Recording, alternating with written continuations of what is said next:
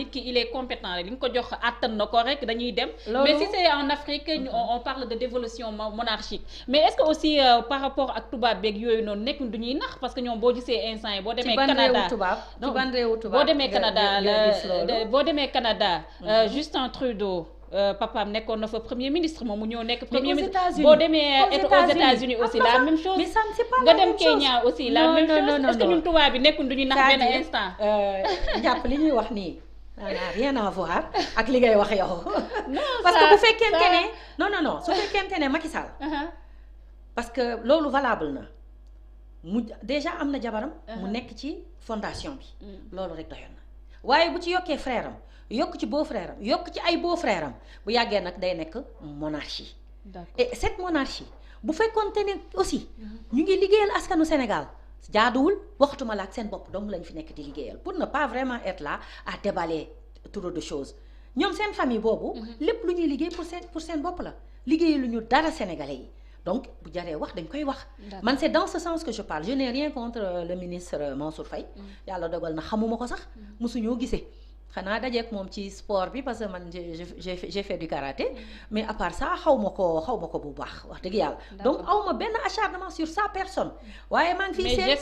fiy seen le futur ministre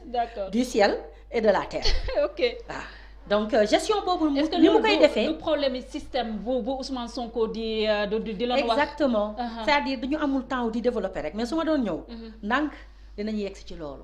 c'est un système qui est là mais ce système nag particulier il est piloté par une famille et ça il faudrait que les Sénégalais prennent leurs responsabilités pour ne nag léegi luy jot na nag parce que dafa jeex ñu toog askan wi di xiif ni ñu naan rongo ñu baadoo la di siim ca réew buur trop c'est trop parce que poste yi ñu am may na leen tey pouvoir boo xamante ni réew mi lu leen neex ñu ngi koy def alors que lu toll nii feebar bu mel nii waroon nañu sax bu dul dara ngir jaamu yàlla ñu wane ci loo xamante ne ni askan wi dina ci gis boppam ndax yërmande nag dafa baax ci nguur booy jiite réew dafay am benn instant bu weesoo sax doole yoo am sañ dogal loo xam ne xëy na arrangé wul askan wi mais nga jékki-jékki nag ni xaaral nag fa dëgg yàlla yërëm naa sama askan xaaral ma def ak ñoom lii voilà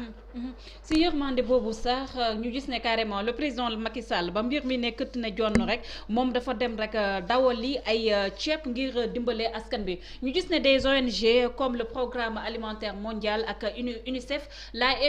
FAO ñoom ñu ngi wax fu mu toll nii Covid 19 bi dina tax sénégalais yu toll si 529 625 ménages rek yoo xam ne rek xiif mu la ñu bëgg a dab mu mel ni comme ceeb bi nga xam ne président de la République ak ministre Mansour Faye séddale nañ ko soit ceeb bi dafa demul fu mu war a dem wala famille yu ko war a laale yëpp laalewuñ ko lan mooy expliquer le fait que ñoom distribuer nañ des tonnes et des tonnes de riz te maintenant on parle de famine au Sénégal. man daal dama naan ana ceeb bi xaw ma fu mu jaar mais ana ceeb bi ndax lan man mii ak samay morom ku ci nekk gox ba nga bokk wala mbokk ya nga am chaque jour ñu ngi lay woo di jooy ndax xiif kon nag man damay laajte ana ceeb bi parce que bu ñu nee dañu ne 69 milliards 9000 par famille yooyu war nañ leen wax même bu ñu leen joxul ceeb mais ñu yónnee leen xaalis bi parce que li mu def mooy li ma naan la rek toujours c'est un système qui se partage le gâteau xaalis boobu bi mu tegee pourquoi transféré wuñu famille bu nekk li nga xam ne moom la ñu ne tolloo na ak moom muy 69000 par famille man yokkoon naa ci 50 man bu ma doon njiitu réew danaa ci tegaat 50000 muy 119000 famille bu ne nga jox ko mu débrouiller toog këram mais nit ñi boo bëggee ñu toog da nga leen di téye xiif kenn du ko def di toog ci kër am na adage buy wax ni ku sàcc sax da nga xiif xajul ci nit kon nag suñu demee ba moom mu toog war a joxe ceeb joxewul ceeb waxul tontuwul lu ñu wax mu bëgg opposition bi fi mu nekk nii depuis ñu commencé di wax c'est ce que certains politiciens font naan dañuy def politique politicienne dañu bëgg a wax pour ci période bu metti bi ñu bëgg a wane ni Macky Sall encore il est incapable mais ñooñu ay naafeq lañu ñi xas Ousmane Sonko ay naafeq lañu parce que Ousmane Sonko dafa jël courage ci waxtu mu mettee nii wax ak askan wi ngir yàlla mais ñoom ñooñu di wax ku ci wax rek sa intérêt bopp moo tax ngay wax ndax yaa ngi xaar sa wàll ci mbir mi mais leneen teg ci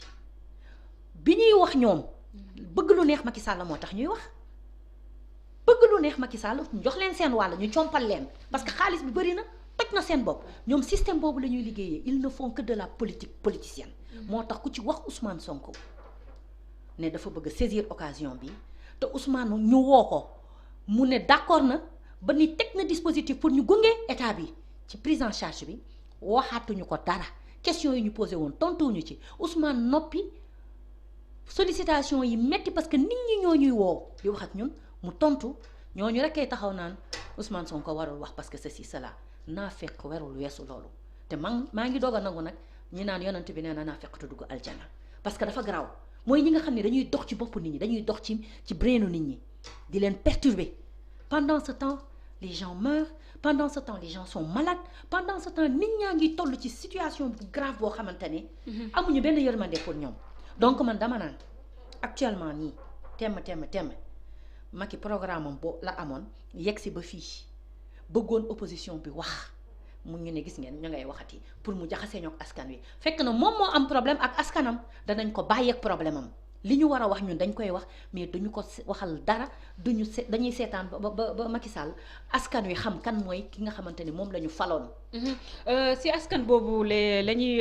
taxaw par rapport ak xiif bu ñu si wax ONG yu bëri fu mu toll nii ñu koy rumbandaat te seetlu bi moo nekk aussi que fu mu toll nii les Sénégalais fu mu toll nii sonn neen léegi est-ce que loolu rek firndeerul échec bi nga xam ne jaayoon na ko nit ñi par rapport à autosuffisance en riz en 2017. te ñu gis ne carrément ceeb yu mu jënd ce sont des riz yoo xam ne dañ koo jéggaani bitum réew. est-ce que loolu du échec politique bi nga xam ne tegoon na ko par rapport ak échec am na fa. échec am na fa parce que amul déjà Macky mooy li ma doon wax sànq. yenn saa yi booy wax ci kilifa da nga war di ormal sax li ngay waxee. mais yenn saa yi nga toll foo xam ne booy wax ji sa xol lay génnee c'est-à-dire Macky Sall dafay nax ci xelu sénégalais yi loolu yëpp tey jii dëgg yàlla jox nañu dëgg gi. askan wi gis nañ ne. autosuffisance en riz du mës a am parce que autosuffisance boo xam ne yow fi nga ko wékk ci lan la dafay baax ñu xool yoon wi muy jaar gis nga wàlliyaan mënul développer réew sunu agriculture bii nga xam ne dañ ko jëloon def ko benn ministère boo xam ni nekkul ci souveraineté moom la ñu war a jëlaat jox ko gëddam xam naa balaa ñuy jeexal dinañu wax ci loolu mais mbiri santé mbiri agriculture mbiri éducation dem nañu ba xam ne ndekete mooy ministère yi nga xam ne ñoo war a nekk souverain à partir de maintenant et avec cette nouvelle donne priorité yi nga xam ne ci lañ ko ci moom la ñu war a déterminer je crois que dinañ xanaa dañu jàpp ci bàyyi xel ci loolu nga xamante ne ñu ngi leen koy wax donc autosuffisance en riz amul c'est-à-dire man mën naa d'accord njuumte man mën naa ko may njuumte mais njuumte bu amee après benn instant da ngay taxaw nga ni kaay leen maa leen waxoon dañuy def nii bon c'est vrai que juum naa woowuma leen créé wu ma cadre bi pour ñu mën a jël problème bi en main mais léegi dama bëgg ngeen ñëw c'est pas trop tard j'espère woote waat bu dee sénégalais yi jaral nañ ko te ku sénégalais yi jaral effort Ousmane Sonko bu demee wuy ji Macky Sall ragal juum ak sénégalais yi la ndax fonk leen